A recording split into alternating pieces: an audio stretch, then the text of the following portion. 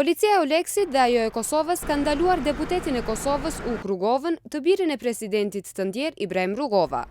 Ai u ndalua të mërkurën gjatë një operacioni të policisë e Oleksit i dyshuar për krim të organizuar.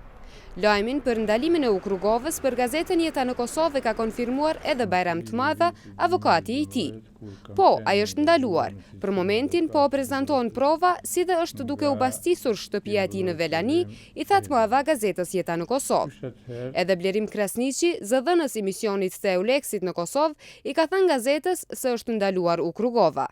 Krasniqi tha se gjatë mëngjesit të së mërkurës ka filluar një operacion bastisjeje dhe arrestimi ndaj një grupi të pandehurish për krim të organizuar.